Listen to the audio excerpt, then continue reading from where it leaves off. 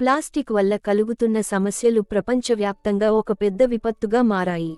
దీనికి సంబంధించిన ఒక సామాన్య కథను ఇక్కడ వివరిస్తాను. కథ పేరు ప్లాస్టిక్ చెర. అయితే క్రమంగా గ్రామంలో ప్లాస్టిక్ వస్తువులు ప్రవేశించాయి.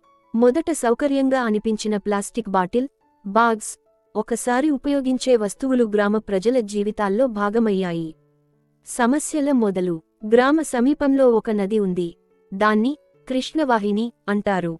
గ్రామస్తులు పాడిన ప్లాస్టిక్ అది క్రమంగా నదిలో పడుతుండేది. కొంతకాలానికి నది నీరు కలుషితమైంది.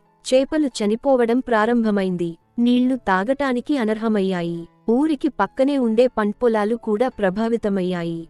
ప్లాస్టిక్ వ్యర్థాలు నేలలో కలిగి దాని ఫలదీకరణ శక్తిని తగ్గించాయి. పర్యావరణంపై ప్రభావం. గ్రామంలో గాలిలో కూడా మార్పులు కనిపించాయి. ప్లాస్టిక్ వ్యర్థాలను తగలబెట్టడం వల్ల వాయు కాలుష్యం పెరిగింది. పశువులు ప్లాస్టిక్ తినడం వల్ల చనిపోవడం ప్రారంభమైంది. వీటి కడుపులో జీర్ణం కాని ప్లాస్టిక్ నిల్వవడంతో అవి అనారోగ్యానికి గురయ్యాయి. పరిష్కారం కోసం ప్రయత్నం. ఒకరోజు గ్రామంలోని చిన్నారి అనన్య తన ఉపాధ్యాయుడి దగ్గర ప్లాస్టిక్ వల్ల పర్యావరణానికి కలిగే నష్టాల గురించి తెలుసుకుంది. ఆమె ఈ విషయానికి గ్రామంలో అందరికీ చెప్పాలని నిశ్చయించుకుంది. ఆమె మరియు కొందరు పిల్లలు గ్రామంలోని పెద్దలను కలిసి ప్లాస్టిక్ వినియోగాన్ని తగ్గించమని కోరారు.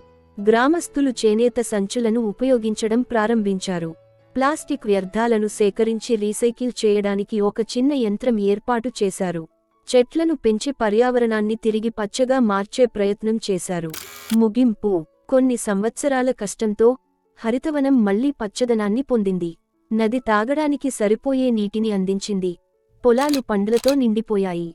ఈ కథ మనకు నేర్పిన పాఠం ఏమిటంటే, ప్లాస్టిక్ వినియోగాన్ని తగ్గించడం మన భవిష్యత్కు చాలా ముఖ్యమైనది. ప్రకృతి మనకు ధనం, దాన్ని కాపాడుకోవడం మన బాధ్యత.